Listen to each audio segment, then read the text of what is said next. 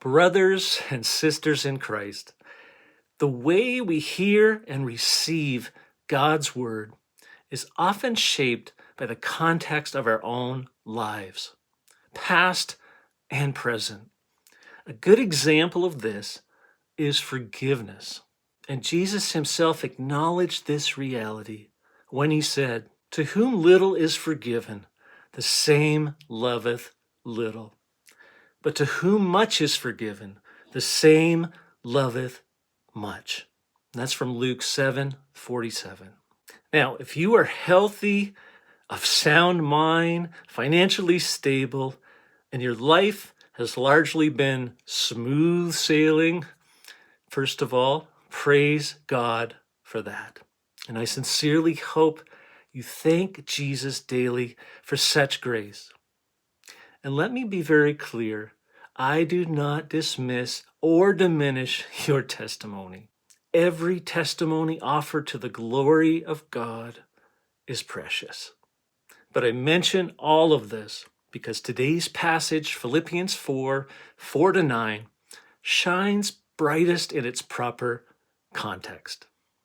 And with that in mind, let's dig in.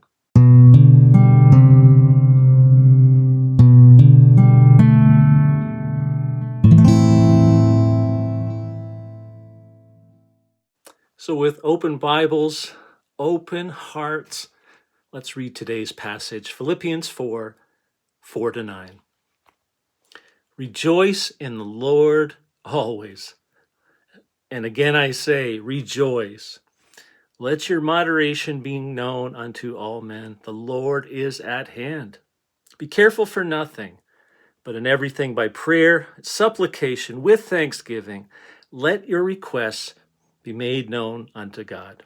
And the peace of God, which passeth all understanding, shall keep your hearts and minds through Christ Jesus. Finally, brethren, whatsoever things are true, whatsoever things are honest, whatsoever things are just, whatsoever things are pure, whatsoever things are lovely, whatsoever things are of good report, if there be any virtue, and if there be any praise, think on these things. Those things which ye have both learned and received and heard and seen in me, do, and the God of peace shall be with you. So what is the backdrop against which this passage must be understood? Well, we could sum it up in one word: persecution. It is extraordinary that Philippians is known as the epistle of joy, because Paul writes it from prison, of all places. The believers in Philippi were facing pressure and opposition, intimidation, and uncertainty for their allegiance to Jesus Christ. This was not comfortable North American Christianity. No, this was costly discipleship. Paul is not writing here from a reclining chair. He is writing from his chains. And yet, Paul has joy. He says, rejoice in the Lord always. And again I say, rejoice. So Paul repeats himself, not merely for emphasis here, but because rejoicing is a command, not a suggestion. Folks, this is not joy in circumstances. This is joy in the Lord. And James echoes the same truth to persecuted believers. He says, my brethren, count it all joy when you fall into divers temptations, knowing this, that the trying of your faith worketh patience. That's from James 1:2-3. And you know what? Only God's children can rejoice in trouble. Only believers can choose praise over panic. And why? Because our joy is anchored not in what we see, but in what we know. We look up, not around. We look ahead, not merely at present circumstances. This is joy through faith, hope through God's unfailing word. And in Philippians 4:6, he says, be careful for nothing. Nothing.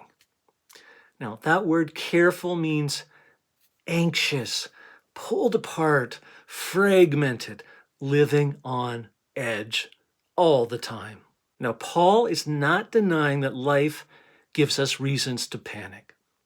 God even wired us with a panic reflex that can save our lives in moments of danger. But Paul is saying, don't live there in that place of anxiety. You know, as a child growing up in an alcoholic household, I lived in perpetual fear. Do I smell smoke? Is the house on fire? What's that noise? Is someone breaking in? Fear of drunken fights, fear of bullies, fear of death. I can somewhat imagine the fear that persecution produced among the Philippian believers. So Paul draws a firm line of faith here.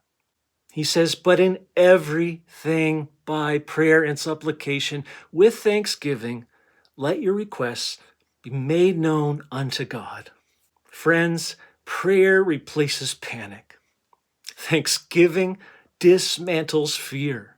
Supplication redirects anxiety upward to God.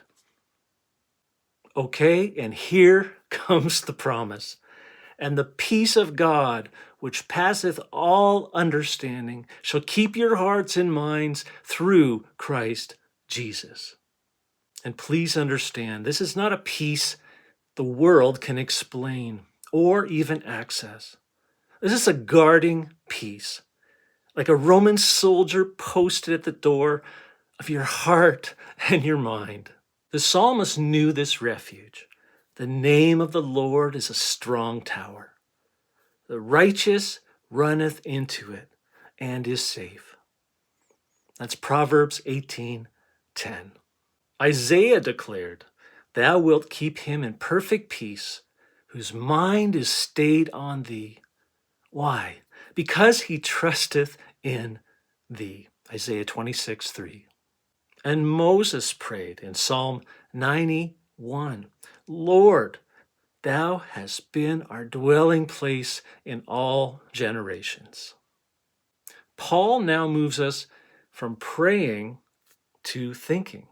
He says, finally, brethren, whatsoever things are true. Friends, here is God's biblical filter for our minds. First of all, think on what is true, grounded in God's word only, John 17:17.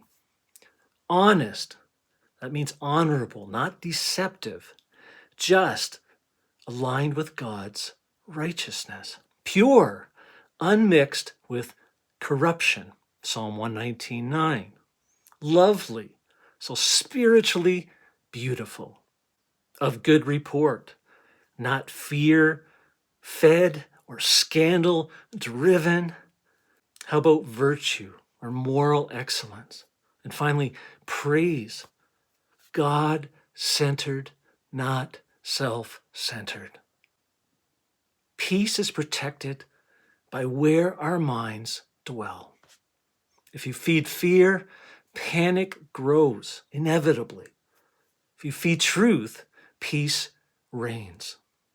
As it says in Colossians 3:2, set your affection on things above, not on things on the earth. And then Paul says this, those things which ye have both learned and received and heard and seen in me, do. Christianity is not some theory. It is walked out faithfully day by day. Now remember that discipleship, as Jesus modeled it, is setting an example, practicing what you preach. And never forget, dear ones, that those you seek to shepherd will look to you. And when they do, I pray they see the shepherd heart of Jesus in you. So Paul says, in effect, watch my life. Not perfection, but consistency of conduct, sincere love. Romans 12:9. And here is the final promise in this amazing passage. And the God of peace shall be with you. Not just the peace of God, but the God of peace himself in and through you. Hallelujah. So, beloved, this passage was not written for calm, trouble-free days. It was written for stormy ones. So remember, praise over panic, peace over alarm, joy rooted in Christ, not our circumstances.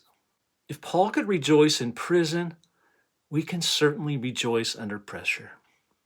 And if Paul could rest in peace while being persecuted, we can rest in God amidst uncertainty. Yes, we can. So let me ask you today, where in your life right now are you tempted toward panic instead of praise?